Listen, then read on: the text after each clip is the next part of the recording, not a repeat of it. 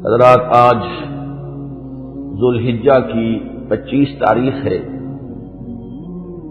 اور ہمارے ہاں کچھ تاریخوں کا جو اختلاف ہے اس کی روح سے ہو سکتا ہے کہ 26 ہو۔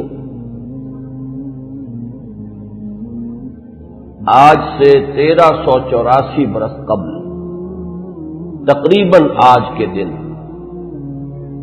حضرت عمر فاروق رضی اللہ تعالی عنہ پر قاتلانہ حملہ ہوا تھا، اس لیے کہ بعض روایات میں 26 ذی الحجہ کا تعین ہوا ہے اور بعض میں الفاظ یہ آئے ہیں کہ ذوالحجہ کے 4 دن باقی تھے جس دن کے حضرت عمر رضی اللہ تعالی عنہ پر یہ قاتلانہ حملہ ہوا۔ حج سے واپسی کو ابھی چند ہی دن ہوئے تھے اور اسی سفر حج کے دوران حضرت عمر رضی اللہ تعالی عنہ نے ایک موقع پر زمین پر لیٹ کر اور ہاتھ آسمان کی طرف پھیلا کر اللہ سے دعا کی تھی کہ پروردگار، میری ذمہ داریاں بہت بڑھ گئی ہیں، اب میرے اعضاء میں ضعف ہے، میں کمزوری محسوس کر رہا ہوں، رعیت بہت بڑھ گئی ہے جس کی ذمہ داری ہے، تو مجھے تو اپنے پاس بلا لے اور اٹھا لے اس سے پہلے کہ میں اپنی ان ذمہ داریوں کے بارے میں مسئول بن جاؤں اور ان کا حق ادا نہ کر سکوں۔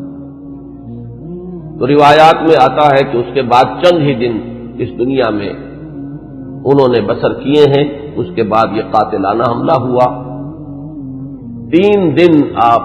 زندگی اور موت کی کشمکش میں مبتلا رہے ہیں۔ ابو لولو فیروز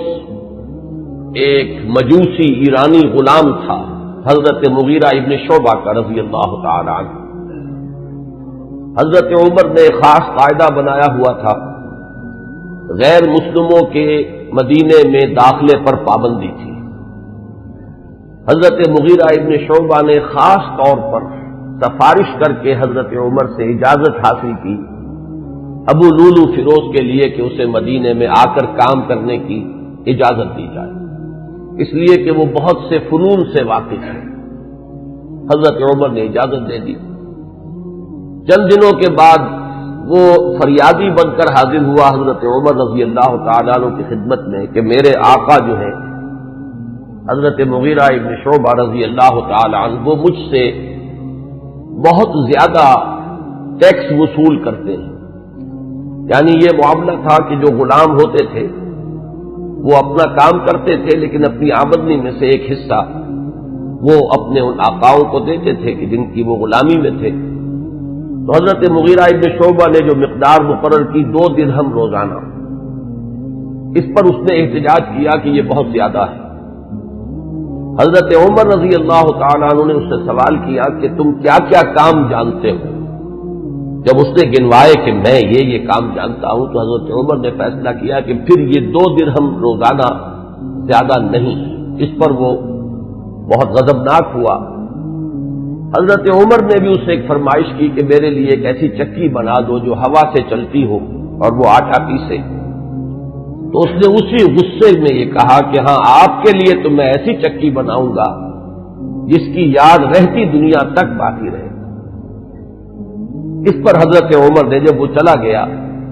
تو جو لوگ مجلس میں حاضر تھے ان سے آپ نے فرمایا کہ یہ شخص مجھے قتل کی دھمکی دے گیا ہے۔ لیکن نوٹ کیجئے کہ اسلام نے جو نظام دیا ہے نوع انسانی کو، وہ نظام جو محمد رسول اللہ صلی اللہ علیہ وسلم نے عطا فرمایا،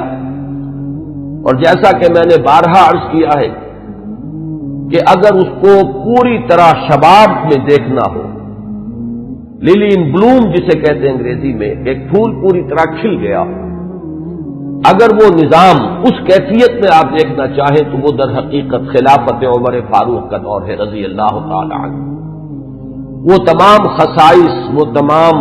برکات جو اس نظام میں ہیں، نظام عدل اجتماعی، وہ اپنے نقطۂ عروج پر نظر آتے ہیں حضرت عمر فاروق رضی اللہ تعالی عنہ کے عہد خلافت میں۔ اسی نظام کا ایک پہلو یہ بھی ہے کہ انسان طبعاً آزاد ہے، اس کی آزادی پر کوئی قدغن، کوئی بندش بغیر کسی ثبوت کے نہیں لگائی جا سکتی۔ خود حضور صلی اللہ علیہ وسلم کے زمانے کا ایک واقعہ ہے کہ کسی شخص کو، مدینے کے کسی شخص کو کسی شبہ میں گرفتار کیا گیا۔ حضور خطبہ دے رہے تھے کہ ایک شخص نے کھڑے ہو کر کہا کہ میرے پڑوسی کو کس جرم کی پاداش میں گرفتار کیا گیا۔ حضور نے اعراض فرمایا، اس کی بات کا نوٹس نہیں لیا، دوسری طرف آپ نے رخ کر لیا، وہ ادھر پھر آ گیا، اس نے پھر سوال کیا تو حضور نے فوراً حکم دیا کہ اس کو رہا کر دیا جائے۔ یعنی یہ کہ اگر کوئی ثبوت موجود نہیں ہے تو معلوم ہوا حضور صلی اللہ علیہ وسلم کے اس طرز عمل سے کہ پھر واقعتاً اس کو گرفتار رکھنا، اسیری میں رکھنا، محبوس رکھنا پھر یہ صحیح نہیں ہے، بلکہ اس کو رہا کر دیا جانا چاہیے۔ یہی معاملہ ہمیں نظر آتا ہے اپنی اس آخری تکمیلی شان میں کہ حضرت عمر یقین کے ساتھ یہ بات کہہ رہے کہ یہ شخص مجھے قتل کی دھمکی دے گیا ہے، اور عمر فاروق رضی اللہ تعالی عنہ کوئی عام انسان نہیں ہے۔ 10 برس سے زائد عرصہ ہو چکا ہے کہ اسلام کی چکی جو چل رہی ہے تو اس کے مرکز جو ہے اس کے،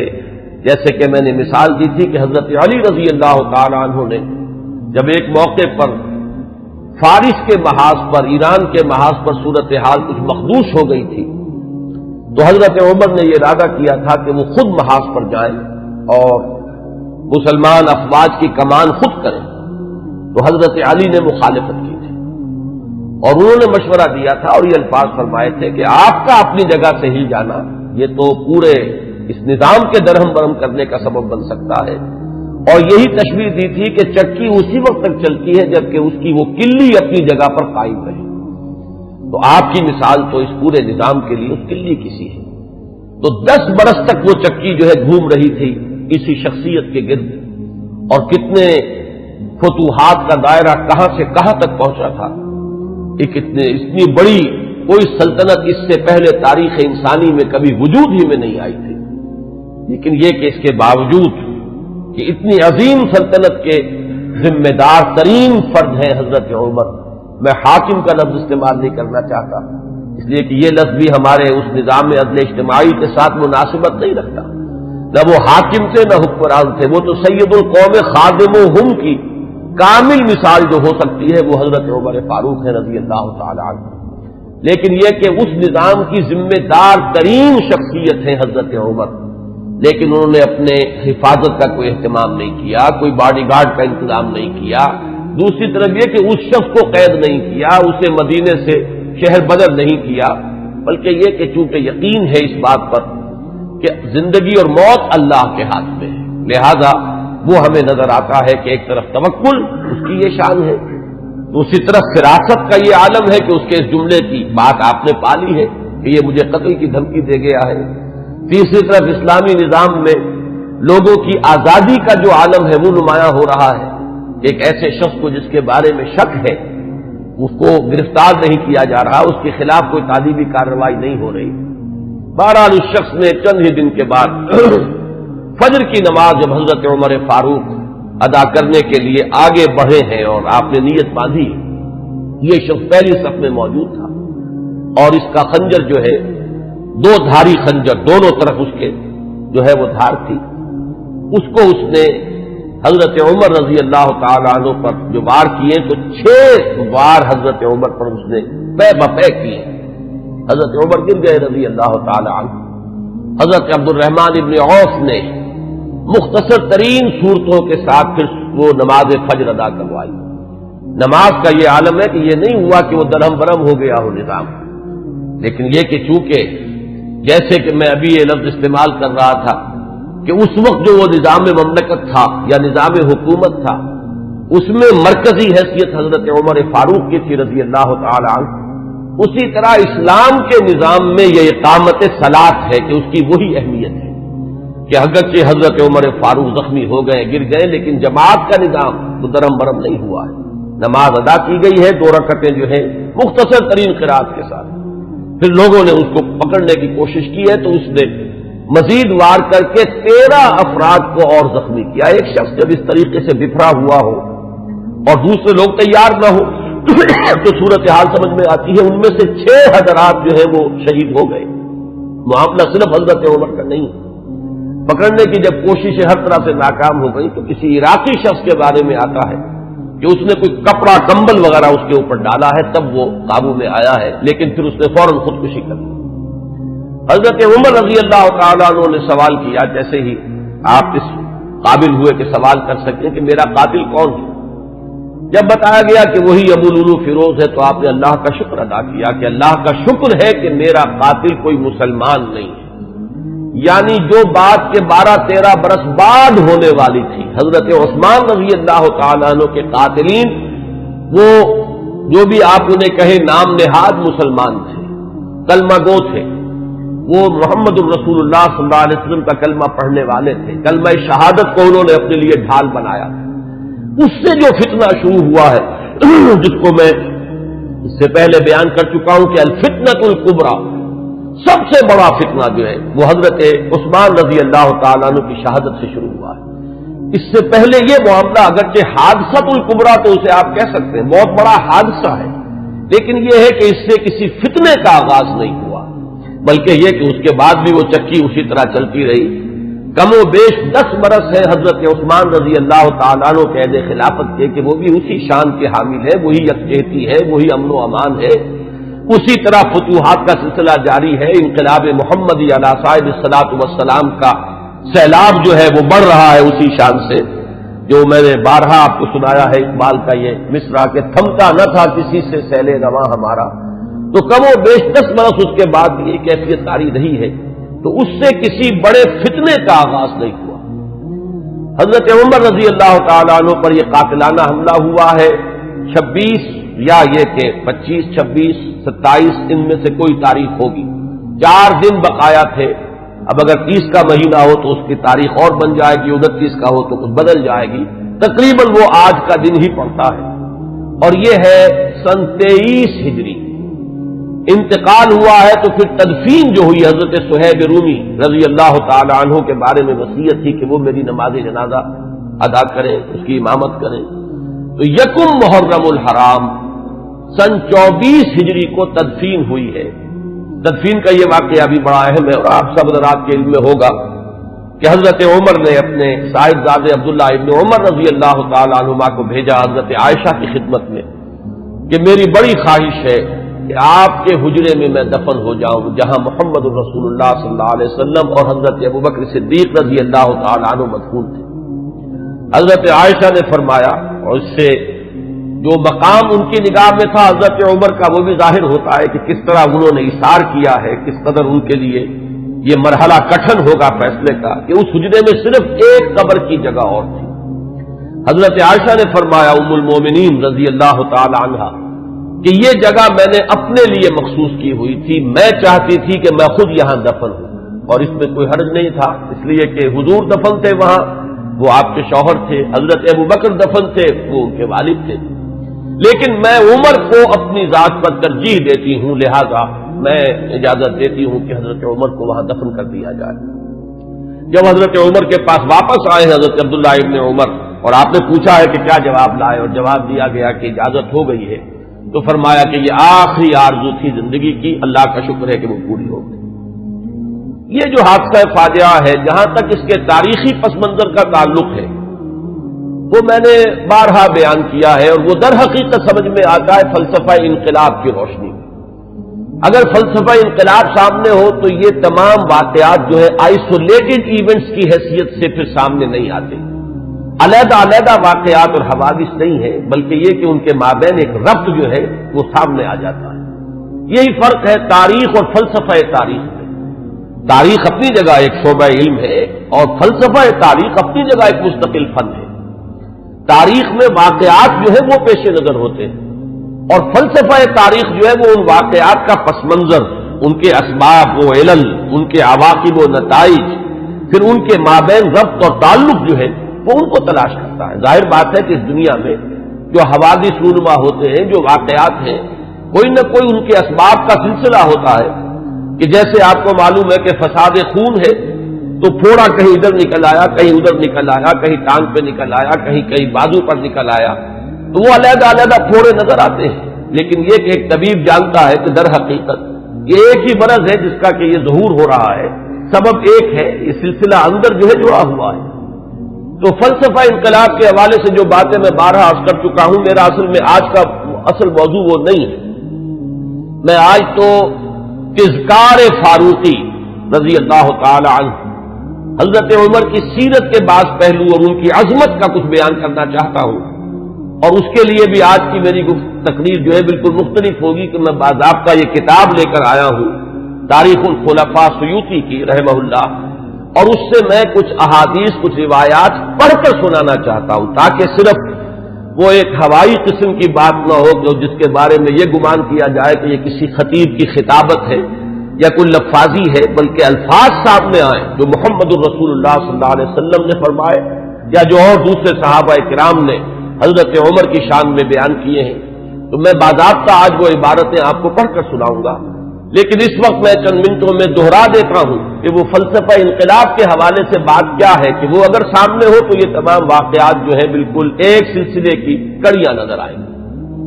یہ میں نے بار عرض کیا ہے کہ انقلاب جو ہے اس کا خاصہ یہ ہے کہ پہلے وہ کسی ایک ملک میں آتا ہے اور ایک بڑی جان گسل ایک جد و جہد ہے اور بڑی طویل ایک جد و جہد ہے جس کے بعد انقلاب آتا ہے، اس لیے کہ انقلاب کے معنی چہروں یا ہاتھوں کا بدلنا نہیں ہے بلکہ نظام کا بدلنا ہے۔ نظام جب بدلتا ہے تو جو سابق نظام کے اندر جن لوگوں کے مفادات وابستہ ہوتے ہیں، جن کا ویسٹڈ انٹرسٹ ہوتا ہے، وہ کبھی یہ برداشت نہیں کرتے ایک طبقے کی حیثیت سے کہ ان کے مفادات پر کوئی زد پڑے، وہ اسٹیٹس کو چاہتے ہیں کہ جیسا ہے ویسا رہے، اس میں کوئی تبدیلی بنیادی طور پر اس نظام میں نہ آئے۔ یہ تو ہو جائے کوئی حرج نہیں کہ ایک چچا نہیں تو بھتیجا آ جائے، بھتیجا نہیں تو چچا آ جائے، ایک بھائی نہیں دوسرا بھائی برسر اقتدار آ جائے، ایک جاگیردار نہیں دوسرا جاگیردار آ جائے، بہرحال وہ اپنا ہی بھائی بند ہے، وہ جاگیرداروں کے مفادات ہی کو پیش نظر رکھے گا، ایک سرمایہ دار نہیں دوسرا سرمایہ دار آ جائے، تو یہ تو ہو جائے کوئی حرج نہیں کہ گاؤں رفت اور خر آمد یا خر رفت و گاؤں آمد، اس میں کوئی حرج نہیں، لیکن کوئی بنیادی تبدیلی نہ ہو۔ انقلاب بنیادی طور پر نظام کو بدلتا ہے، لہذا بڑی زبردست جد و جہد اور کشمکش کے بعد یہ انقلاب دنیا میں آتا ہے۔ اس کے 6 مراحل میں نے بارہا بیان کیے۔ آخری چیز جو ہوتی ہے وہ یہ ہے کہ جب مخالف انقلاب قوتیں یہ دیکھتی ہیں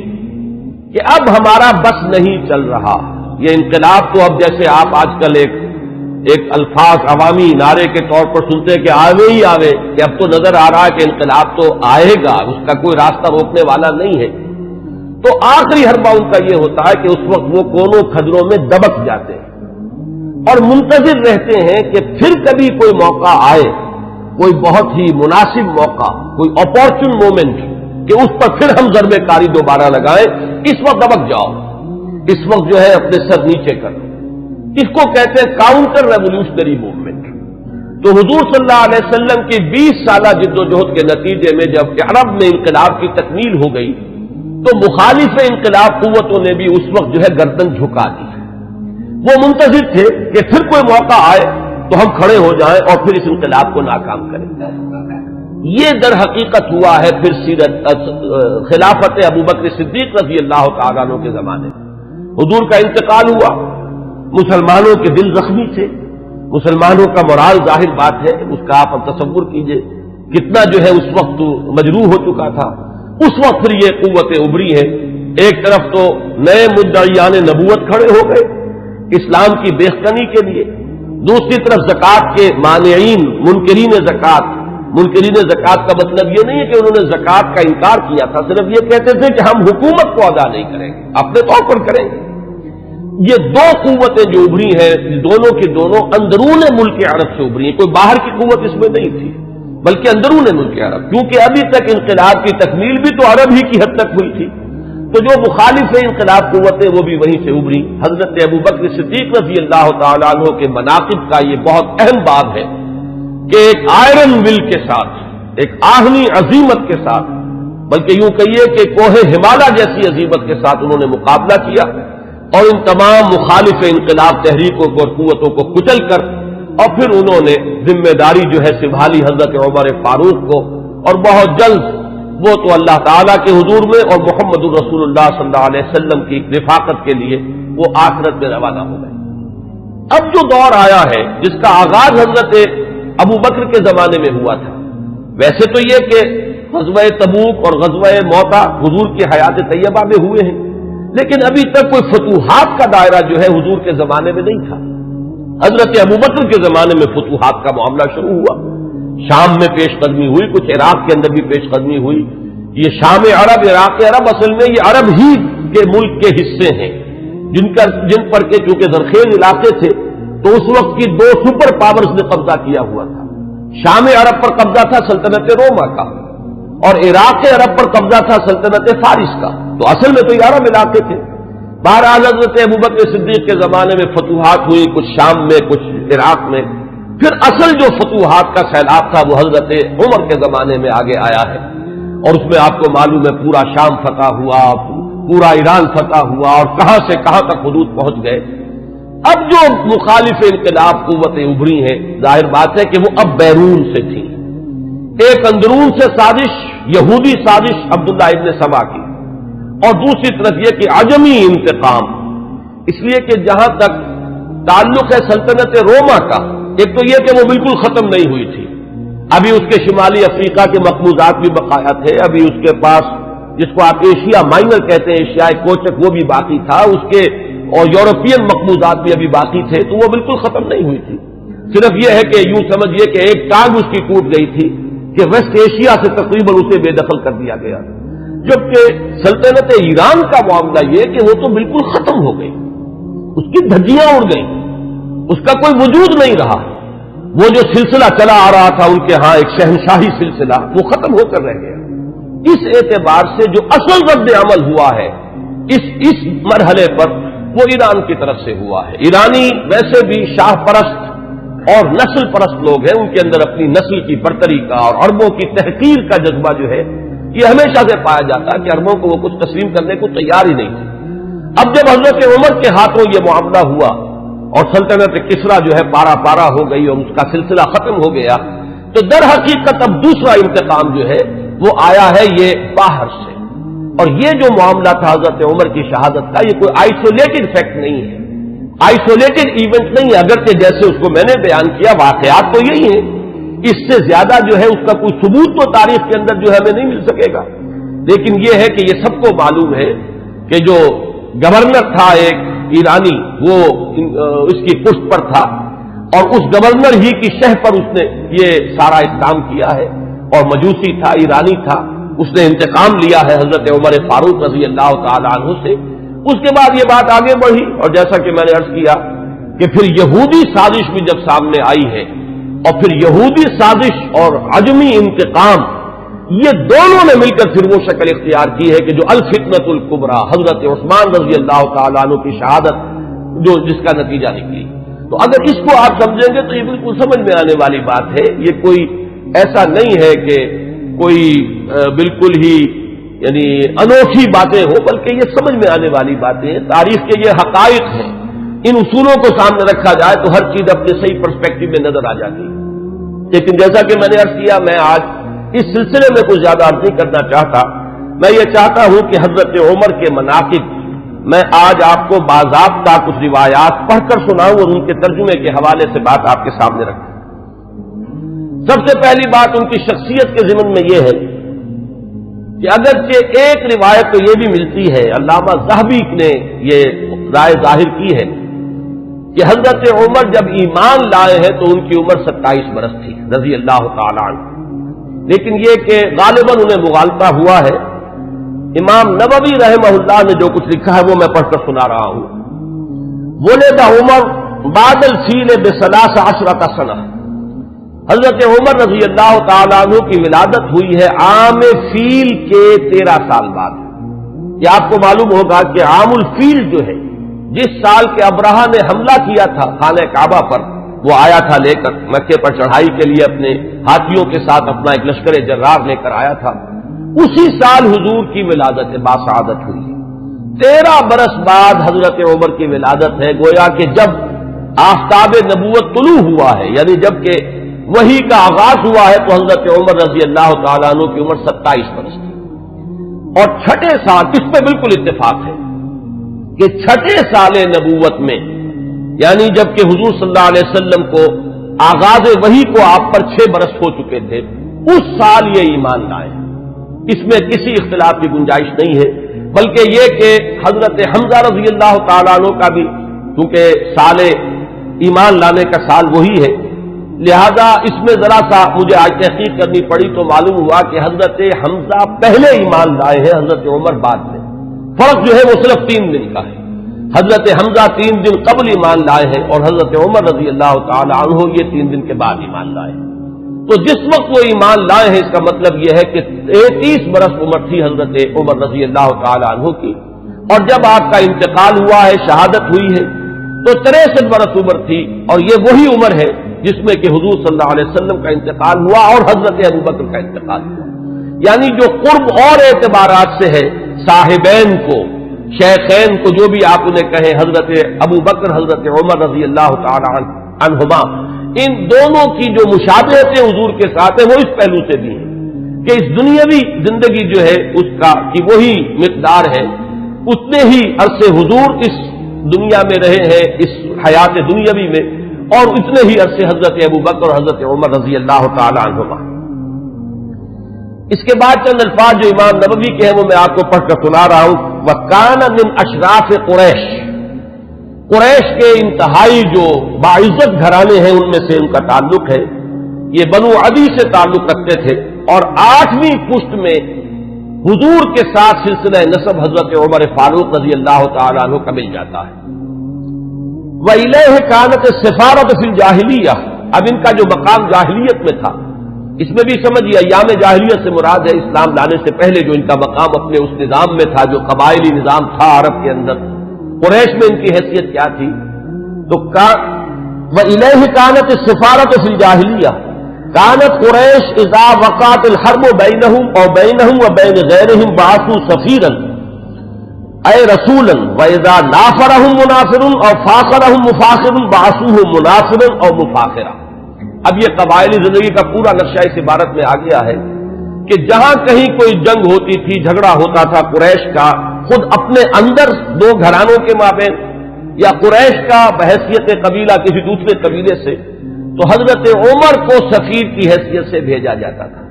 یہ ان کا مقام ہے۔ اور اگر کہیں کوئی مفاخرت ہو جاتی تھی، کہیں کسی بڑے شاعر اور خطیب نے کھڑے ہو کر وہ اپنے قبیلے کے جو ہے مفاخر بیان کیے،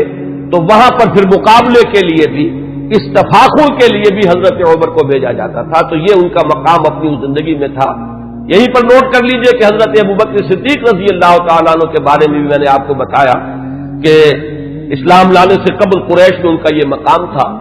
کہ دیت کے فیصلے وہ کرتے تھے۔ قبائلی زندگی میں سب سے زیادہ نازک معاملہ ہوتا ہے مقدمات قتل کا فیصلہ، اور ظاہر بات ہے کہ اگر کہیں اپنے گھرانوں کے اندر ہی قتل کا معاملہ ہو گیا ہے تو جان کے بدلے جان کے بجائے اس میں کوشش کی جاتی تھی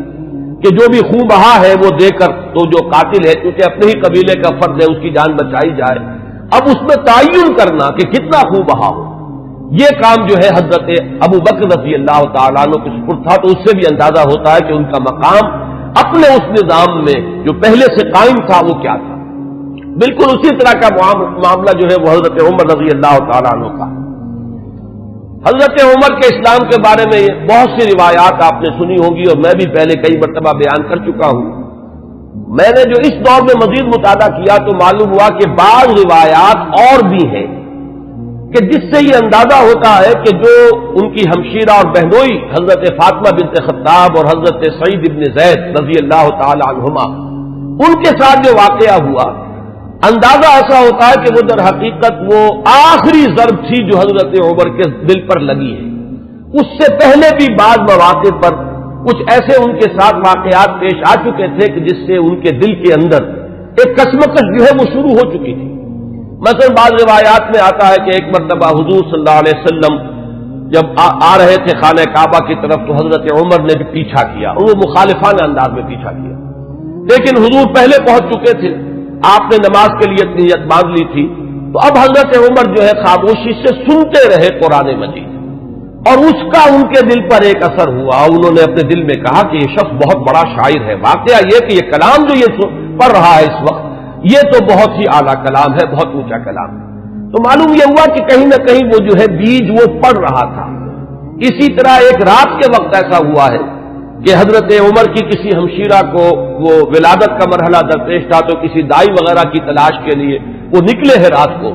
اس وقت انہوں نے دیکھا کہ حضور اور آپ کے ساتھ چند اور لوگ ہیں جو کھڑے ہیں اور نماز پڑھ رہے ہیں، تو خانہ کعبہ کے پردوں میں چھپ کر آپ نے پھر حضرت عمر نے اس وقت وہ سنا کہ یہ کیا پڑھ رہے ہیں، اور اس سے بھی ان کا کہنا یہ ہے کہ میرے دل کے اندر ایک کشمکش شروع ہو چکی تھی۔ یہ بات جو ہے نفسیاتی اعتبار سے سمجھ میں آتی ہے۔ بسا اوقات ایسا ہوتا ہے کہ ایک شخص کے اوپر ایک کسی حقیقت کا انکشاف ہو رہا ہے تدریجاً، لیکن ابھی وہ جو پچھلی عصبیتیں ہیں، اپنے آبائی عقائد یا اپنے آبائی دین کے ساتھ جو ایک جذباتی تعلق ہے، وہ ابھی اتنا مضبوط ہے کہ ریزسٹ کر رہا ہے، اندر ہی اندر وہ کشمکش جو ہے وہ جاری ہے۔ لیکن ان روایات سے یہ معلوم ہوتا ہے کہ وہ واحد واقعہ نہیں ہے جو اس وقت ہوا، بلکہ یہ کشمکش ہو رہی تھی۔ وہ آخری بات جو ہے جسے میں تشبیہ کہا کرتا ہوں کہ غبارے کو پھاڑنے والی چیز جو ہے وہ تو وہی واقعہ ہے جو حضرت فاطمہ کے ساتھ یعنی ان کے ہمشیرہ کے ساتھ پیش آیا ہے، ان کے اور ان کے بہنوئی اور بہن کے مابین، کہ حضرت عمر تو نکلے تھے فیصلہ کر کے کہ بس اب تلوار ننگی لے کر کہ حضور کا میں خاتمہ کر کے گھر واپس آؤں گا اور جو ہونا ہے ہو لے، لیکن یہ کہ یہ جو کلکل ہو رہی ہے اور یہ جھگڑا جو قریش کے اندر ہو گیا ہے، گھر گھر جو ہے فساد ہے، باپ بیٹے سے جدا ہو رہا ہے، بھائی بھائی سے کٹ گیا ہے، بیوی شوہر سے علیحدہ ہو رہی ہے، تو یہ فساد ہم کب تک برداشت کریں گے؟ تو جو اس فساد کا سبب ہے اس کو ختم کر دیا جائے، پھر دیکھا جائے گا جو ہوگا۔ یہ جو میں کہہ رہا ہوں جو دیکھا جائے گا جو ہوگا، اس میں بھی جب تک قبائلی پس منظر سامنے نہ ہو یہ بات سمجھ میں نہیں آئے گی کہ جو چیز انہیں روک نہیں تھی حضور کے خلاف اقدام کرنے پر قریش کو، کفار قریش کو، وہ یہی بات تھی کہ حضور کا جو گھرانہ ہے بنی ہاشم وہ حضور کے پشت پر تھا، اور قبائلی زندگی میں یہ ہوتا ہے کہ اب عقیدہ جو ہے بہرحال بنو ہاشم کے فرد ہے اور خاندان کی حمایت حاصل ہے۔ اگر حضور کے خلاف کوئی اقدام کرتے تو بنو ہاشم ان کی مدافعت میں اور ان کے ساتھ جو ہے میدان میں آ جائیں گے۔ نتیجہ یہ نکلے گا کہ قریش کے دو گھرانے آپس میں ٹکرا جائیں گے، یا قریش کے مابین جو ہے ان کے اپنے اندر جو ہے ایک کشمکش شروع ہو جائے گی، اور یہ چیز جو ہے جیسے کہ ایک عام محاورہ بھی ہے کہ house divided amongst itself can not stand, تو ہمیں جو مقام حاصل ہے پورے عرب میں، جو سیادت اور قیادت اور چودراہٹ ہماری چل رہی ہے، اگر ہم آپس میں لڑ پڑے تو پھر وہ ہماری قیادت اور سیادت جو ہے چودراہٹ وہ ختم ہو جائے گی۔ یہ روک تھا قریش، جو کفار قریش ہے ان کے راستے میں یہ رکاوٹ تھی کہ حضور کے خلاف کوئی اقدام نہیں کر رہے تھے۔ بالآخر حضرت عمر نے طے کیا اب جو ہو سو ہو، اب تو میں یہ کام کر کے رہوں گا۔ اس وقت وہ چلے ہیں، لیکن یہ کہ درمیان میں بعض روایات میں نام آتا حضرت حذیفہ رضی اللہ تعالی عنہ، اور غالباً یہ ابو سفیان کے بیٹے ہیں جو ایمان لا چکے تھے۔ حضرت عمر کو معلوم نہیں تھا، انہوں نے جب دیکھا کہ تیمر جو ہے بہت ہی اس وقت عمر کے بدلے ہوئے ہیں، پوچھا کیا معاملہ ہے؟ کہ میں جا رہا ہوں کہ آج تو بس فیصلہ چکا کے آؤں گا اور محمد کو میں قتل کر دوں گا صلی اللہ علیہ وسلم۔ انہوں نے بڑی حکمت سے کام لے کر رخ موڑ دیا کہ تم پہلے اپنے گھر کی خبر تو لو، تمہاری بہن اور تمہارے بہنوں ہی مان لا چکے۔ اب جو جلال کا عالم ہوا ہوگا عمر کا رضی اللہ تعالیٰ عنہ، اس کا آپ اندازہ کیجئے، جس قدر غضبناک ہو کر وہ گئے ہیں، اور دروازہ جو ہے وہ دھڑدھڑایا تو وہ اندر اس وقت جو ہے حضرت خباب بن الارت آئے ہوئے تھے رضی اللہ تعالیٰ عنہ، اور وہ انہیں سورہ طٰہٰ ابھی نازل ہوئی تھی، تو میاں بیوی جو ہے حضرت سعید ابن زید اور فاطمہ بنت خطاب جو ان کی زوجہ ہے حضرت سعید کی، انہیں وہ سورہ طٰہٰ پڑھا رہے تھے، تو اسی میں یہ پہنچ گیا، اندازہ ہو گیا عمر ہے، تو انہوں نے چھپایا حضرت خباب کو تو کہ ان کے تو آتے ہی شاید تھر ہی قلم کر دے، میں تو پھر بھی بہن ہوں، اور یہ شوہر جو ہے نہ صرف یہ کہ بہنوئی ہے بلکہ چچا زاد بھائی ہے، اس لیے کہ حضرت عمر کے والد خطاب اور دادا نفیل ہی کے بیٹے تھے حضرت زید۔ میں حضرت اس لیے کہہ رہا ہوں اگرچہ وہ حضور پر وحی کے آغاز سے پہلے جو ہے ان کا انتقال ہو گیا، لیکن موحد کامل تھے وہ، اور ان کے بیٹے حضرت سعید، تو یہ چچا زاد بھائی ہیں آپس میں، تو چچا زاد بھائی بھی ہے بہنوئی بھی ہے، تو کچھ نہ کچھ بات تو کرے گا۔ لیکن یہ کہ خباب بن الارت رضی اللہ تعالیٰ عنہ اس کا تو جو ہے سر قلم کر دیتے حضرت عمر، لیکن یہ کہ بہرحال اس کے بعد جو واقعہ وہ آپ نے اکثر نے سنا ہوگا، مارنا شروع کیا، بہنوئی کو مارا، لہو لہان کر دیا، بہن آئی ہے درمیان میں، اس کے ایک تھپڑ زور کا مارا ہے کہ پورا چہرہ جو ہے وہ خون سے آلودہ ہو گیا۔ اس حالت میں انہوں نے پھر جو ایک عزیمت کا اظہار کیا کہ عمر چاہے تم ہمیں جان سے مار دو، لیکن یہ کہ اب یہ دین جو ہم نے اختیار کیا ہے، جس حق کا دامن ہم نے تھاما ہے، اب ہم اسے اپنے ہاتھ سے دینے کے لیے تیار نہیں۔ اس وقت اصل میں وہ آخری ضرب جس کو میں کہتا ہوں، وہ آخری ضرب اس وقت لگی ہے حضرت عمر کے دل پر، اور انہوں نے پھر یہ پوچھا کہ کیا پڑھ رہے تھے، مجھے بتاؤ تم وہ کلام کون سا ہے۔ اب حضرت فاطمہ کی جرأت دیکھیے رضی اللہ تعالی عنہ، ان کا کہ نہیں تم نجس ہو، مشرک ہو، پہلے تم پاک ہو تب لا یمسہ الا المطہرون۔ ان روایات میں یہ الفاظ آئے ہیں کہ استدلال کیا ہے اسی آیت سے حضرت فاطمہ نے کہ یہ کلام وہ کلام ہے سورہ واقعہ میں جو آیات آئی ہیں کہ انہ لقرآن کریم فی کتاب مکنون لا یمسہ الا المطہرون، اسے ہاتھ نہیں لگا سکتے۔ تو وہ صحیفے تھے اور آگ سے تھے کچھ جن پر لکھی ہوئی تھی سورہ طٰہٰ، انہوں نے غسل کیا اور پھر وہ جیسے جیسے پڑھتے گئے معلوم ہوا کہ وہ حجابات جو رہے سہے تھے وہ بھی اترتے چلے گئے، تانا بانا جو ہے دل دھلتا چلا گیا، اور وہ پھر اس کے بعد حاضر ہوئے ہیں۔ تو دروازے پر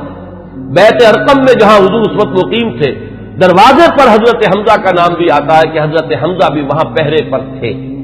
جبکہ حضرت عمر پہنچے ہیں، لیکن یہ کہ پھر وہ ایمان لائے۔ تو یہ واقعہ جو ہے اور حضرت عمر کے مزاج کے بارے میں، یہ صدیقین اور شہداء اور ان کے خاص مزاج، یہ میں تفصیلاً پہلے بیان کر چکا ہوں، اس لیے اسے نہیں دہرا رہا۔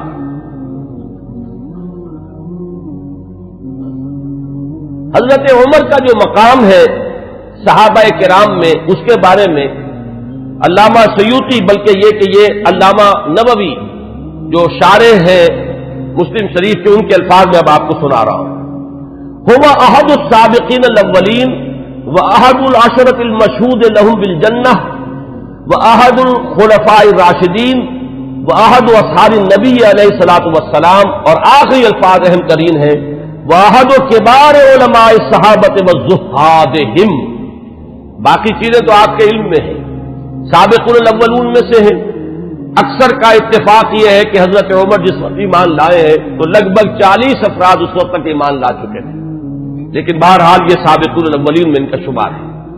پھر یہ کہ 10 جن کے بارے میں کہ حضور نے صراحت کے ساتھ جنت کی بشارت دی ہے اس دنیا ہی میں، جنہیں ہم کہتے ہیں عشرہ مبشرہ، ان میں سے ایک ہے۔ پھر خلفائے راشدین میں ان کا شمار ہے بالاتفاق۔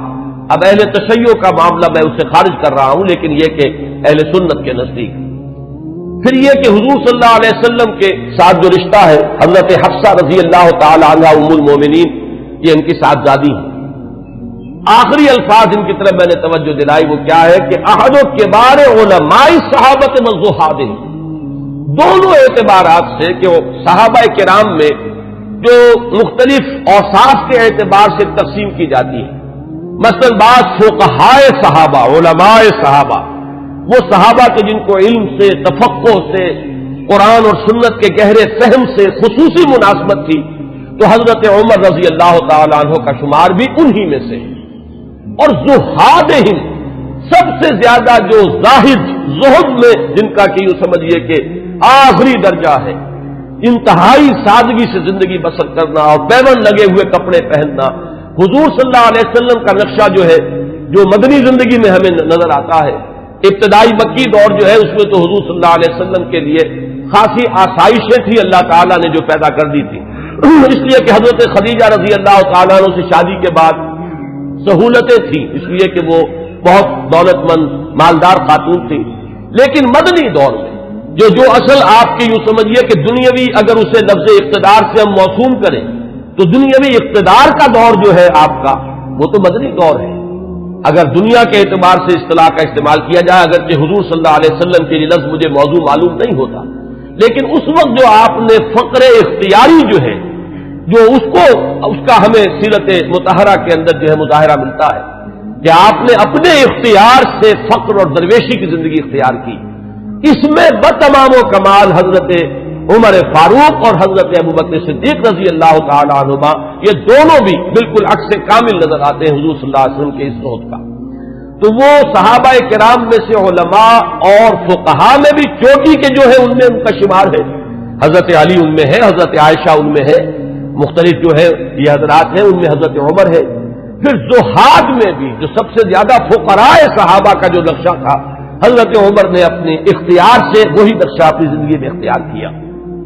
कुल 539 अहादीस हैं जो हजरत उमर से बढ़वी। लेकिन जो खास बात नोट करने की है कि उनसे जो अजल्ला सहाबा हैं, जलील कद्र सहाबा,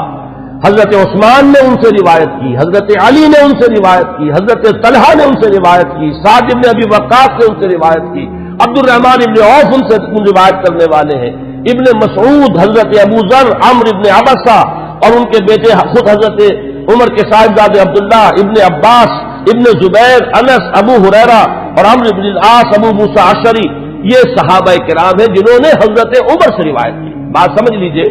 कि जाहिर बात है कि हुजूर की सोबत में हर वक्त तमाम सहाबा तो नहीं रहते थे।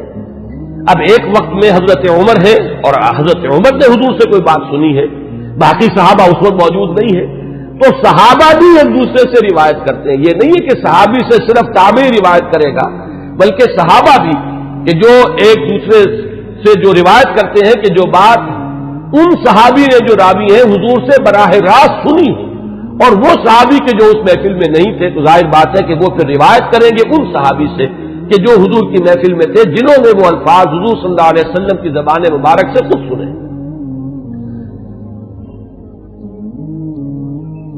दो रिवायात अब मैं आपको सुना रहा हूं हजरत उमर के इस्लाम के ज़िमन में जो हुजूर की दुआ मंकूल है। एक दुआ जो है इसमें मशहूर है, आम तौर पर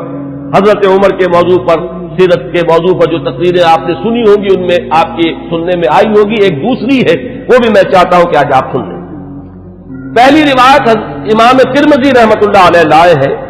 और इसके रावी हजरत अब्दुल्लाह इब्न उमर है रज़ी अल्लाह तआला अन्हुमा। अन्ना नबी अलैहिस्सलातु वस्सलाम क़ाल, हुजूर सल्लल्लाहु अलैहि वसल्लम ने फरमाया, अल्लाहुम्मा अइज़्ज़िल इस्लाम बिअहब्बि हाज़ैनि अर्रजुलैनि इलैक उमर इब्न अल-खत्ताब और बेअबी जहल इब्न हिशाम। और इसी रिवायत को तिबरानी ने हजरत इब्न मसऊद और हजरत अनस रज़ी अल्लाह तआला अन्हुमा से रिवायत किया।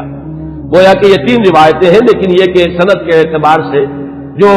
इमाम तिरमिज़ी की रिवायत है वो चूंकि ऊंची है लिहाजा मतन उसका दिया है। बाकी ये रिवायत जो है तिबरानी लाए है हजरत अब्दुल्लाह इब्न मसऊद से और हजरत अनस से रज़ी अल्लाह तआला अन्हुमा कि ऐ अल्लाह, इन दो अशखास में से जो तुझे महबूब हो उसके इस्लाम के जरिए से इस्लाम को इज्जत अता फरमा। कौन है वो दो अशखास? हजरत उमर रज़ी अल्लाह तआला अन्हु, उमर इब्न अल-खत्ताब और अम्र इब्न हिशाम। अबू जहल उसकी असल में कुन्नियत है, नाम उसका अम्र था। ये उमर है, वो अम्र है।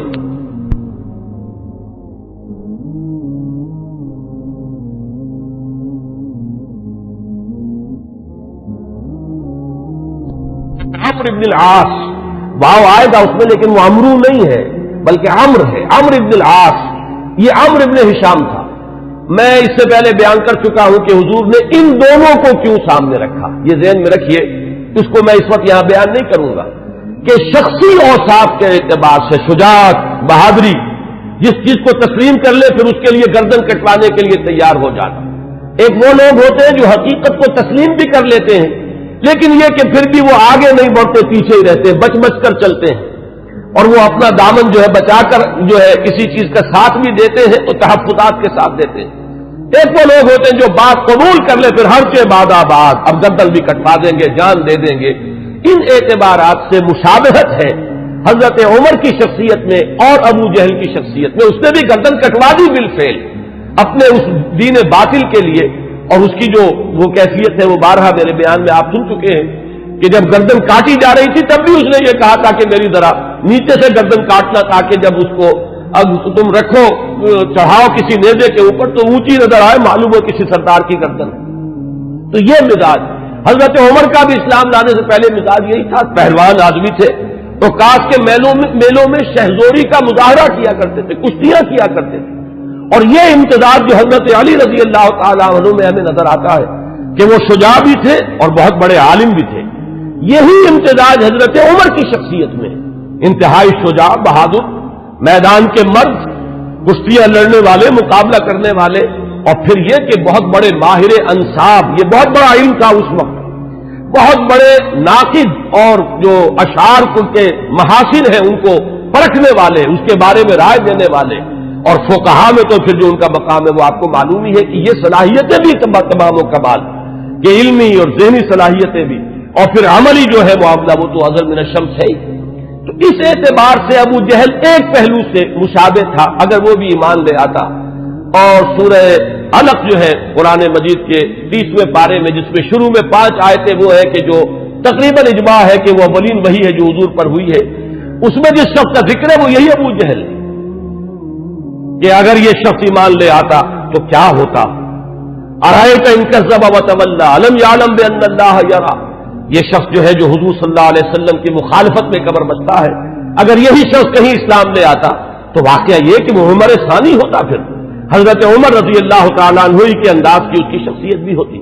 تو یہ روایت جو ہے یہ تو بارہا آپ نے سنی ہوگی. اب ایک اور روایت میں آپ کو سنا رہا ہوں. اس کو امام حاکم نے حضرت عبداللہ ابن عباس رضی اللہ تعالیٰ عنہما سے روایت کیا ہے، اور اس کو امام طبرانی بھی لائے ہیں اپنی اوسط میں، تو وہ لائے ہیں حضرت ابو بکر سے روایت کر کے،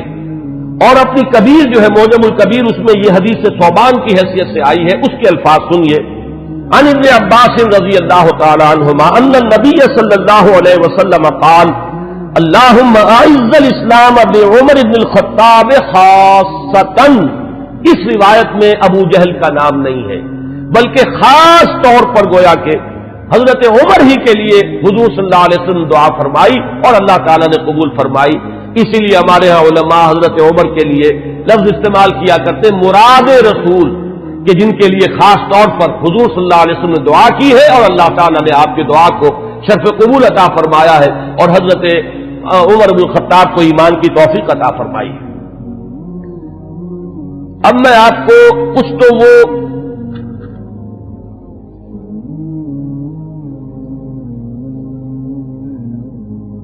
اس سے پہلے کہ میں حضور صلی اللہ علیہ وسلم نے جو مناقب بیان فرمائے ہیں حضرت عمر کے وہ بیان کروں،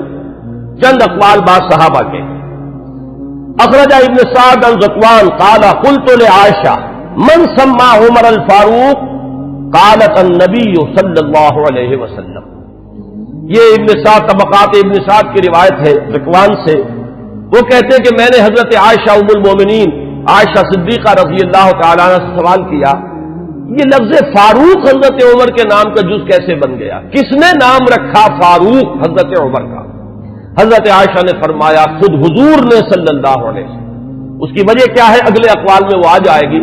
کہ جب حضرت عمر ایمان لائے تو پہلا شخص جس نے اپنے ایمان کا برملا اعلان کیا ہے اور جا کے نماز پڑھی ہے خانہ کعبہ میں کھلم کھلا وہ حضرت عمر ہے. گویا کہ انہوں نے حق و باطل کے مابین ایک حد فصل قائم کر دی، یا یوں کہیے کہ دو ادوار ہیں مکی دور میں، ان دو ادوار میں حد فاصل ہے، فرق کر دینے والے حضرت عمر ہیں. باقی بات صحابہ کے اقوال میں آپ کو اور سنا رہا ہوں تاکہ ان کی بھی آپ کے سامنے جو کنٹینٹ ہے واضح ہو جائے. واخرج ابن ماجہ والحاکم عن ابن عباس رضی اللہ عنہما. امام ابن ماجہ یہ تو آپ کو معلوم ہے کہ صحاح ستہ میں شامل ہے، اور امام حاکم نے روایت کیا ہے حضرت عبداللہ ابن عباس رضی اللہ تعالی عنہما سے قال وہ فرماتے ہیں لما اسلم عمر رضی اللہ عنہ نزل جبرائیل فقال یا محمد صلی اللہ علیہ وسلم لقد استبشر اہل السماء باسلام عمر. جب حضرت عمر ایمان لائے تو حضرت عبداللہ ابن عباس فرماتے ہیں کہ حضرت جبرائیل حاضر ہوئے حضور کی خدمت میں صلی اللہ علیہ وسلم علیہ الصلوۃ والسلام، اور انہوں نے یہ فرمایا کہ اے نبی صلی اللہ علیہ وسلم آسمان والے بھی خوشیاں منا رہے ہیں عمر کے اسلام لانے سے. واخرج البخاری عن ابن مسعود رضی اللہ عنہ قال ما زلنا عزة منذ اسلم عمر رضی اللہ عنہ. حضرت ابن مسعود رضی اللہ تعالیٰ عنہ سے روایت ہے، امام بخاری کی روایت ہے، یہ صحیح بخاری کی روایت. وہ فرماتے ہیں کہ جب ایمان لے آئے حضرت عمر تو پھر ہم پر کمزوری نہیں رہی، پھر ہم قوت والے ہو گئے، عزت والے ہو گئے. اب وہ بات نہیں رہی کہ ہم دبے دبے تھے، بلکہ ہماری بھی اب جو ہے ہمتیں بڑھ گئی. ابن سعد کی روایت ہے طبرانی اور ابن سعد کی ابن مسعود سے رضی اللہ تعالی عنہ، یہ ان کا قول ہے. کان اسلام عمر فتحا وکانت ہجرتہ نصرا وکانت امامتہ رحمتا وَلَقَدْ رَأَيْتُنَا وَمَا نَسْتَطِيعُ أَن نُّصَلِّيَ إِلَى الْبَيْتِ حَتَّى أَسْلَمَ عُمَرُ فَلَمَّا أَسْلَمَ عُمَرُ قَاتَلَهُمْ حَتَّى تَرَكُونَا فَصَلَّيْنَا. حضرت عبداللہ ابن مسعود جو ہے یہ مناقب میں بیان فرما رہے ہیں، حضرت عمر کا اسلام لانا گویا کہ اسلام کی فتح تھی، ان کی ہجرت اسلام کی نصرت تھی، ان کی امامت اسلام کے حق میں رحمت تھی، اور ہم اپنے آپ کو دیکھتے تھے، یعنی ایمان لا چکے تھے لیکن ہم بیت اللہ میں نماز نہیں پڑھ سکتے تھے جب تک کہ عمر اسلام نہیں لے آئے۔ جب عمر اسلام لے آئے تو پھر انہوں نے مقابلہ کیا کفار کا، تو انہوں نے پھر ہم سے تعارض کرنا چھوڑ دیا، اب ہم نے بیت اللہ میں نمازیں پڑھنی شروع کر دی۔ یہی وہ لفظ ہے جس کی وجہ سے کہ حضرت عمر فاروق قرار پا رہے ہیں۔ واخرج ابن سعد والحاکم عن حذیفہ رضی اللہ عنہ لما اسلم عمر كان الاسلام كالرجل المقبل لا يزداد الا قربا فلما قتل عمر كان الاسلام كالرجل المدبر لا يزداد الا بعدا۔ یہ بہت ہی حکیمانہ قول ہے حضرت حذیفہ کا رضی اللہ تعالی عنہ، اور اسے امام حاکم نے اور ابن سعد نے دونوں نے روایت کیا ہے۔ یہ حضرت حذیفہ فرما رہے ہیں کہ جب حضرت عمر اسلام لے آئے تو اسلام ایک آنے والے شخص کے مانند ہو گیا کہ جو شخص آ رہا ہو وہ ہر لحظہ آپ سے قریب تر ہوتا چلا جا رہا ہے۔ گویا کہ یہ اسلام کی ترقی کا ایک اور اسلام کے اقبال کا یہ ایک کی علامت بنا ہے حضرت عمر کا اسلام لانا۔ ولما قتل عمر، اور جب عمر شہید کر دیے گئے رضی اللہ تعالی عنہ، کان الاسلام كالرجل المدبر، تو اب اسلام ایک جانے والے شخص کے مانند ہو گیا، لا یزداد الا بعدا، کہ جو جانے والا ہے وہ ہر قدم جو اٹھاتا ہے وہ ہم سے اور دور ہوتا چلا جاتا ہے۔ گویا کہ اسلام کی عزت کا جو نقطہ عروج ہے، کلائمیکس ہے، وہ حضرت عمر کی ذات ہے کہ در حقیقت ان کے ساتھ ہی اسلام کا دور اقتدار شروع ہوا، غلبہ دور۔ وہ حدیث جو ہے بہت اہم ہے جو امام مسلم لائے ہیں حضرت ابو ہریرہ رضی اللہ تعالی عنہ سے، کہ حضور نے فرمایا بدا الاسلام غریبا وسیعود کما بدا فطوبى للغرباء۔ اسلام کا جب آغاز ہوا ہے تو وہ اجنبی سا تھا، لوگ اس کے جاننے پہچاننے والے نہیں تھے، کچھ اس کے ہمدرد و غمخوار نہیں تھے، بلکہ اصل میں تو مخالفت تھی، مقابلہ تھا۔ حضور نے فرمایا کہ اب اگرچہ دور آ گیا ہے کہ اسلام کو غلبہ حاصل ہو گیا، لیکن عنقریب اسلام پھر اسی حالت کو لوٹ جائے گا۔ تو تہنیت ہو، مبارکباد ہو، خوشخبری ہو ان لوگوں کے لیے جو جب اسلام حالت غربت کو پہنچ جائے تو وہ بھی اسلام کے دامن سے وابستہ رہے، چاہے وہ خود بھی لوگوں کے اندر جو ہے ان کو پہچانا نہ جائے، اجنبی ہو کر رہ جائیں، انہیں دقیانوسی کہا جائے، لیکن وہ اسلام کے دامن سے وابستہ رہے، ان کے لیے تہنیت اور مبارکباد ہے۔ اس حدیث میں سمجھیے تو یوں کہا جا سکتا ہے کہ حضرت عمر ہے وہ حد فاصل، کہ وہ بدا الاسلام غریباً سے اسلام کا جو دور اقتدار شروع ہو رہا ہے، غلبے کا دور، قوت اور عزت کا دور، وہ حضرت عمر کی ذات سے ہے، اور پھر جو ڈھلوان شروع ہو گئی ہے وہ بھی حضرت عمر رضی اللہ تعالیٰ عنہ کی شہادت سے۔ واخرج الطبرانی عن ابن عباس رضی اللہ عنہما قال اول من جہر بالاسلام عمر بن الخطاب، سب سے پہلے جس شخص نے اسلام کا اعلان کیا علی الاعلان وہ حضرت عمر ہے۔ یہ حضرت عبداللہ ابن عباس رضی اللہ تعالیٰ عنہما کا قول ہے۔ ہجرت کے ضمن میں بھی ایک روایت ہے، میں چاہتا ہوں کہ اگرچہ اس کا ذکر پہلے بھی آیا ہے لیکن آج لفظاً میں سنا دینا چاہتا ہوں۔ اخرج ابن عساکر عن علی رضی اللہ عنہ، اس روایت کے راوی حضرت علی ہیں۔ قال ما علمت احد الحاجر الا مختفیا الا عمر بن الخطاب، حضرت عمر فرماتے میں نہیں جانتا کسی بھی شخص کو مگر یہ کہ اس نے ہجرت کی ہے خفیہ طریقے پر سوائے عمر بن الخطاب، یعنی جو بھی ہجرت کے لیے نکلتا تھا خفیہ طریقے سے نکلتا تھا، لوگوں کو معلوم نہ ہو جائے، خام خواہ راستہ روکیں گے، کوئی تکلیف پہنچائیں گے، سوائے حضرت عمر کے۔ اب آپ اس حضرت علی رضی اللہ تعالیٰ عنہ کی زبان سے حضرت عمر کی جو ہجرت ہے اس کا پورا واقعہ سنیے۔ فَإِنَّهُ لَمَّا هَمَّ بِالْهِجْرَةِ، اس لیے کہ جب حضرت عمر نے ارادہ کیا ہجرت کا، تَقَلَّدَ سَيْفَهُ، تو انہوں نے اپنی جو ہے تلوار جو ہے وہ لی، گردن میں ڈالی، وَتَنَكَّبَ قَوْسَهُ، اپنی کمان جو ہے وہ اپنے کندھے میں ڈالی، وَانْتَقَضَ فِي يَدِهِ أَسْهُمًا، اور اپنے ہاتھ میں تیر بھی لے لیے تیار کہ کمان سے کے ساتھ جو ہے وہ تیر جو ہے ہاتھ میں موجود ہو۔ وَأَتَى الْكَعْبَةَ، اور آئے وہ مسجد حرام میں کعبے کے پاس، وَأَشْرَافُ قُرَيْشٍ بِفِنَائِهَا، اور قریش کے بڑے بڑے سردار جو ہیں وہ کعبے کے صحن میں، یہی جس وقت مسجد حرام کہلاتی ہے، خانہ کعبہ تو وہی گھر ہے اس کے ساتھ جو صحن ہے یہ فنا ہے اس کا صحن ہے. فطاف سبعا، تو 7 چکر لگائے حضرت عمر رضی اللہ تعالیٰ عنہ نے اسی کیفیت کے اندر خانہ کعبہ کے. ساتھ ہی آپ کو معلوم ہوگا اشواط ہوتے ہیں جب عمرے کے لیے یا حج کے اندر جب بھی وہ طواف کیا جاتا تو ساتھ ہے. ثم صلی رکعتین عند المقام، پھر مقام ابراہیم کے پاس آ کر پورے سکون سے 2 رکعتیں پڑھی. ثم اتی حلقہم واحد واحدۃ، پھر جو لوگ بیٹھے ہوئے تھے ایک ایک کے پاس آ کر انہوں نے کہا فقالت شاہق الوجوہ، لوگ چہرے جو ہے وہ کملا گئے، عزت ختم ہوئی. اور اس کے بعد فرمایا من اراد ان تسکلہ امہ او ییتم ولدہ او ترمل زوجتہ، جس شخص کی بھی یہ خواہش ہو کہ اسے روئے اس کی ماں اور یتیم ہو جائے اس کے بچے اور بیوہ ہو جائے اس کی بیوی، فلیلقنی وراء ھذا الوادی، تو وہ آئے اور اس وادی کے پیچھے ذرا مجھ سے مقابلہ کر لے. یہ اعلان کر کے ذرا الفاظ غور کیجئے، جس کا بھی ارادہ ہو، جو چاہتا ہو کہ اسے اس کی ماں روئے اور اس کے بچے یتیم ہو جائیں اور اس کی بیویاں یا بیوی جو ہے وہ بیوہ ہو جائے، تو ذرا آ جائے میرا مقابلہ کر لے. فرمایا حضرت علی فرماتے فما تبعہ منہم احد، ان میں سے کسی کو یہ جرأت نہیں ہوئی کہ وہ حضرت عمر کا پیچھا کرتا. اس کے بعد اب چند احادیث میں آپ کو سنا رہا ہوں جو حضرت عمر کی شان میں، اگرچہ امام سیوطی نے تو یہ بہت سے اس میں نقل کیے ہیں، لیکن میں یہ چاہتا ہوں کہ صرف صحاح کی جو روایات ہے وہ آپ کو سناؤں. باقی یہ کہ ابن عساکر اور حاکم مختلف اور طبرانی یہ جو یعنی کتابیں حدیث کی ہیں جن کا درجہ بہرحال وہ نہیں ہے، وہ آپ میں سے جس کو بھی شوق ہوگا وہ اس کو اپنے طور پر مطالعہ کر لے گا. لیکن یہ روایات جو ہیں یہ تو متفق علیہ. اخرج الشیخان عن ابی ہریرہ رضی اللہ عنہ، اب یہ حضرت امام بخاری اور امام مسلم دونوں کی یعنی کا اتفاق ہے اس روایت پر. قال، حضرت ابو ہریرہ فرماتے ہیں قال النبی علیہ الصلوۃ والسلام، حضور صلی اللہ علیہ وسلم نے فرمایا بین انا نائم، کہ اسی اثناء میں کہ میں سویا ہوا تھا، رأیتنی فی الجنہ، میں نے اپنے آپ کو جنت میں پایا. یہ خواب کا ذکر فرما رہے حضور.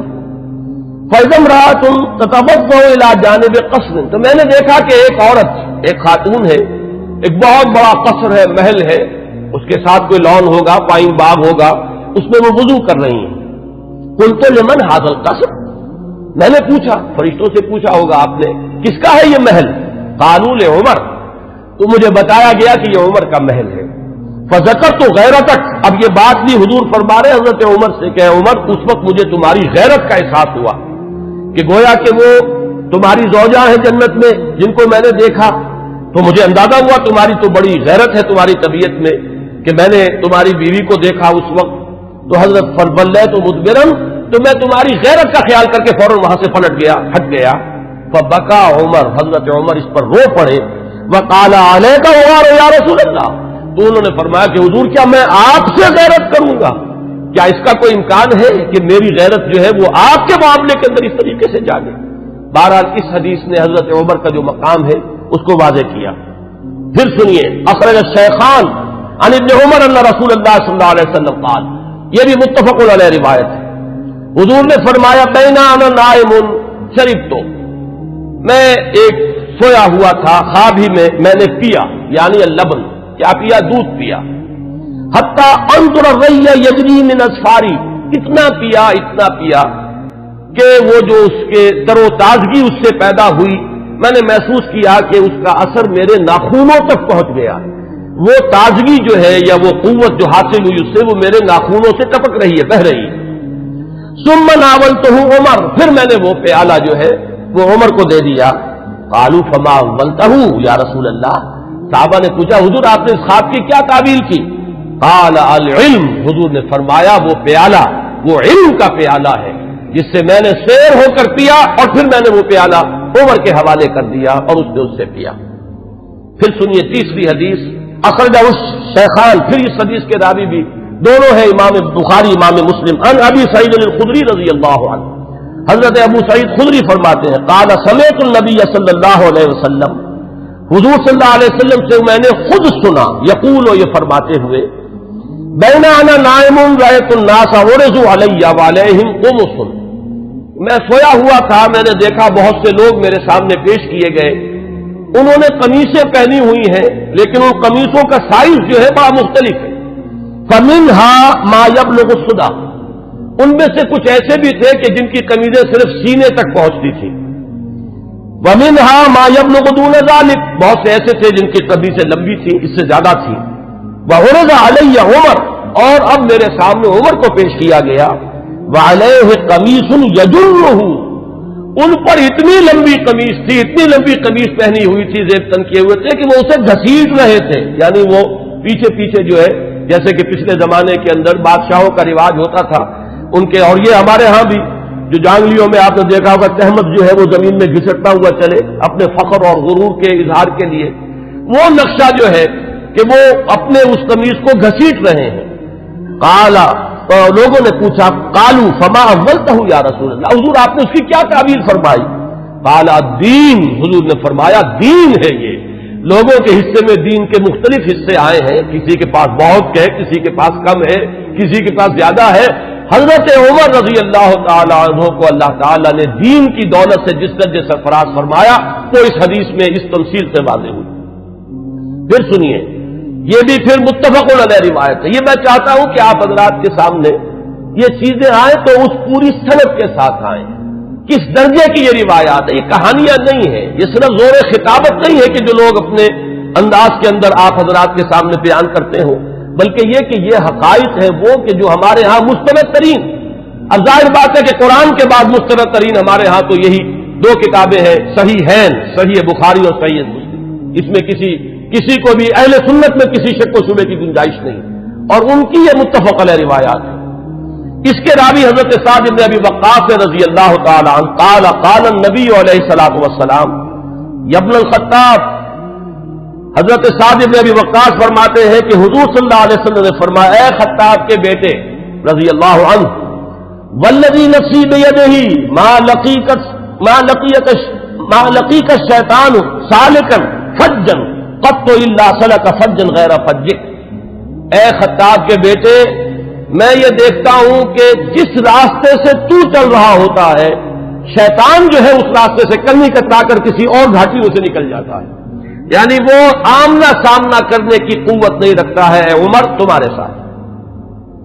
اب روایت جو ہے یہ صرف بخاری کی ہے، متفق علیہ نہیں، لیکن اصح الکتب بعد کتاب اللہ تو یہ صحیح بخاری ہے۔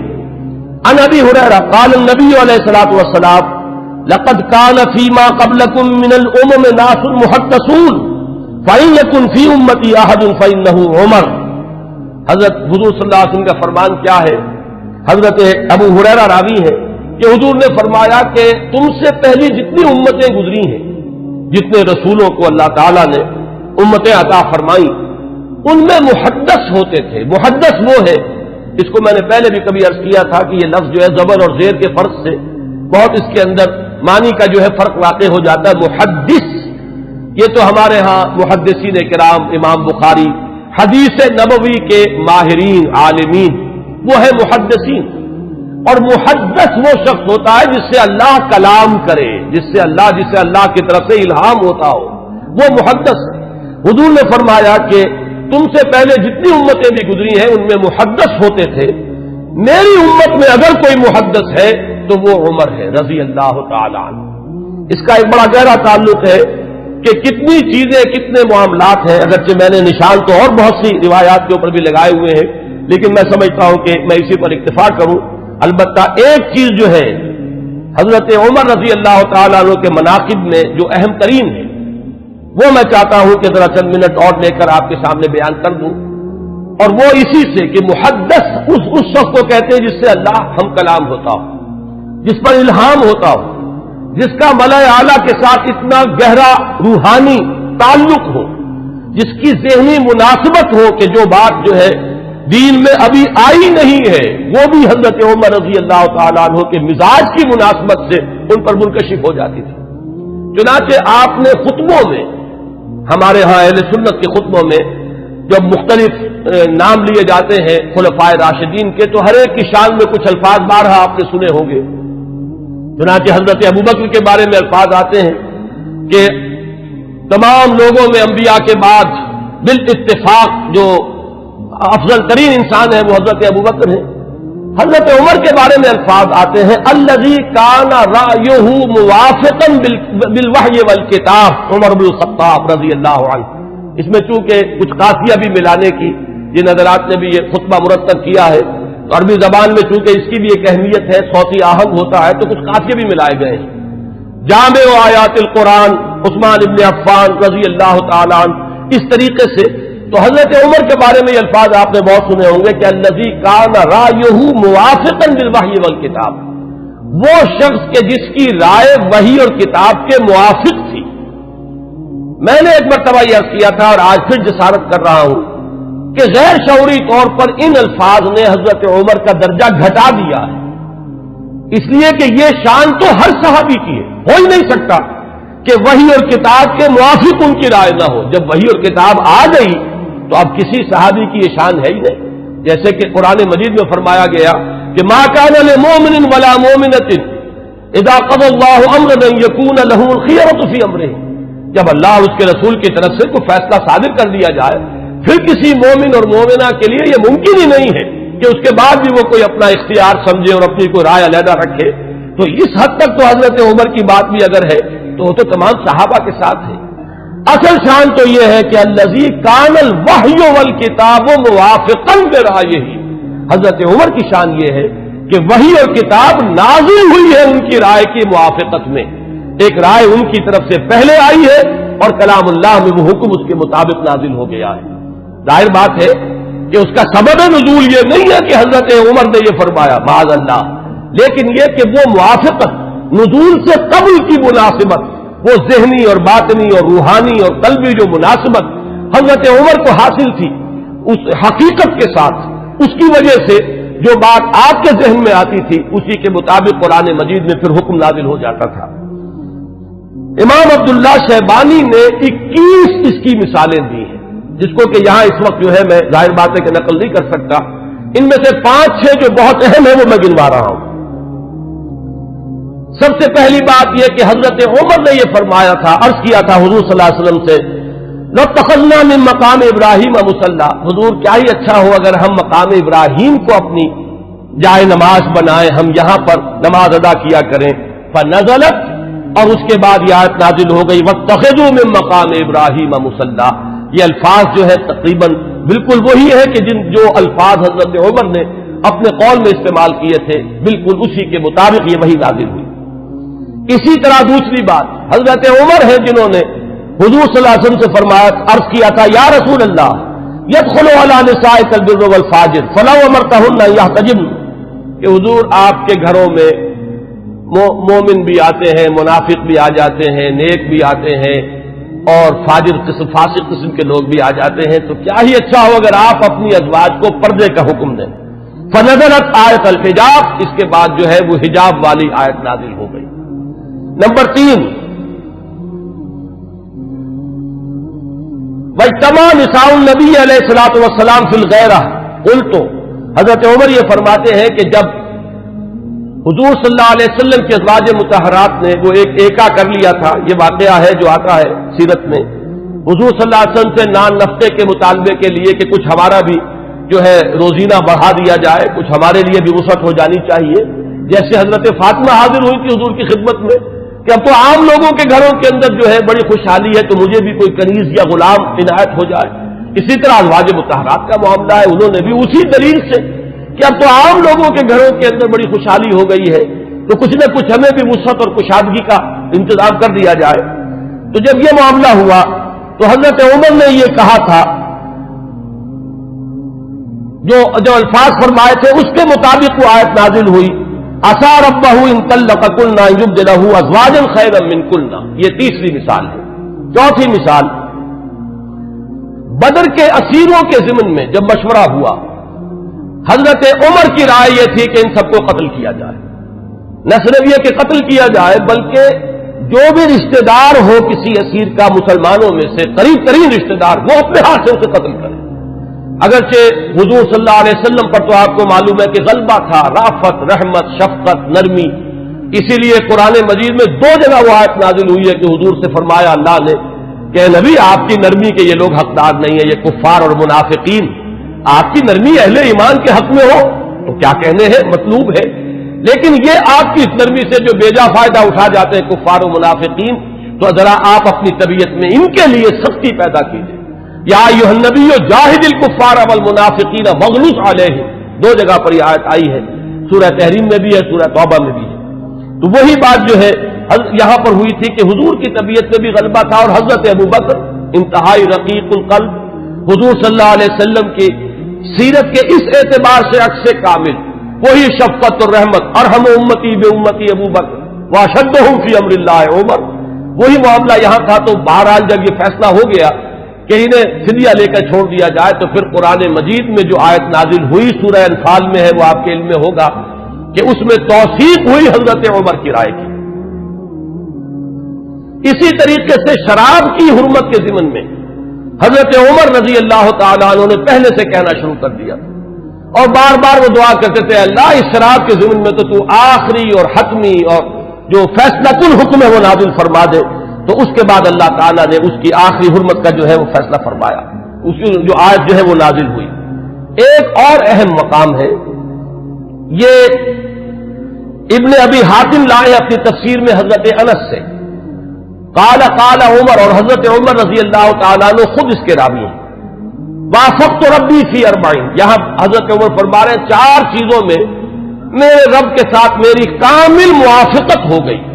کہ جو بات میرے ذہن میں آئی، بلکہ یہاں تو میں جو مثال دے رہا ہوں جو زبان پر آ گئی حضرت عمر کے، بالکل وہی جو ہے وہی کے اندر الفاظ نازل ہو گئے۔ وہ فرماتے ہیں کہ نزلت هذه الآیہ، جب یہ آیت نازل ہوئی ہے سورہ مومنون میں ہے، وَلَقَدْ خَلَقْنَا الْإِنسَانَ مِنْ سُلَالَةٍ مِنْ طِينٍ ثُمَّ جَعَلْنَاهُ نُطْفَةً فِي قَرَارٍ مَكِينٍ ثُمَّ خَلَقْنَا النُّطْفَةَ عَلَقَةً فَخَلَقْنَا الْعَلَقَةَ مُضْغَةً فَخَلَقْنَا الْمُضْغَةَ عِظَامًا فَكَسَوْنَا الْعِظَامَ لَحْمًا ثُمَّ أَنشَأْنَاهُ خَلْقًا آخَرَ، جب یہ آیات نازل ہوئیں تو میری زبان پر فوراً الفاظ جاری ہو گئے فَتَبَارَكَ اللَّهُ أَحْسَنُ الْخَالِقِينَ، اور بین ہی یہی الفاظ بعد میں قرآن مجید میں بھی وحی کے ذریعے سے نازل ہو گئے۔ یہ میں نے صرف آپ کو 6 مثالیں سنائی ہیں، 21 مثالیں ہیں اس طرح کی کہ جو عبداللہ شیبانی رحمہ اللہ نے اپنی کتاب میں جو ہے اس کو درج کیا ہے، کہ بالکل ذہن میں سمجھیے کہ ایک ذہن ہے، ایک مزاج ہے، ہم آہنگی ہے، حقیقت تک اتنی رسائی ہو چکی ہے، اتنا قرب ہو چکا ہے کہ بالکل سوچ وہی ہے، بلکہ یہ کہ نزول کے بعد تو ظاہر بات ہے کہ ہر صحابی کی وہی سوچ ہوتی تھی، لیکن یہ ہے کہ پہلے سے ذہن کا اس درجے ہم آہنگی اختیار کر لینا، یہ حضرت عمر رضی اللہ تعالیٰ عنہ کے مناقب میں سے یہ بھی ایک بہت اہم پہلو ہے۔ آج اسی پر اتفاق کر رہا ہوں۔ آئندہ کے بارے میں میرا ایک خیال ہے، جمعے کی ان تقاریر کے ضمن میں ایک رہتا ہے مسئلہ کہ اب کس موضوع کو اختیار کیا جائے۔ میرا ارادہ یہ ہے کہ آئندہ سے جو سب سے اہم اور بنیادی موضوع ہے ہمارے دین کا، ایمان اور اس کی حقیقت اور اس کے لوازم اور اس کے تقاضے، اور اس میں بڑی اہم بحثیں ہیں کہ ایمان کا عمل سے کوئی تعلق ہے یا نہیں، اور ہے تو کیا ہے، ایمان کا لازمی نتیجہ جہاد ہے یا نہیں، وہ اس کے لیے کیا دلیل ہے، ایمان کا مادہ کیا ہے، اس کے لفظی معنی کیا ہے۔ میں انشاءاللہ تعالیٰ ایک سلسلہ تقاریر اس موضوع پر شروع کروں گا تاکہ جو بنیادی ہمارے دینی تصورات ہیں ان میں اگر کہیں کوئی کمی ہے تو وہ اللہ تعالیٰ اس کے ذریعے سے پوری کر دے، اور پھر ہمارے اندر وہ جذبہ ابھرے کہ جو ایمان کے اصل تقاضے ہیں ان کو ہم ادا کرنے کے لیے کمر بستہ ہو جائیں۔ اقول قولی ھذا واستغفر اللہ لی ولکم ولسائر المسلمین والمسلمات۔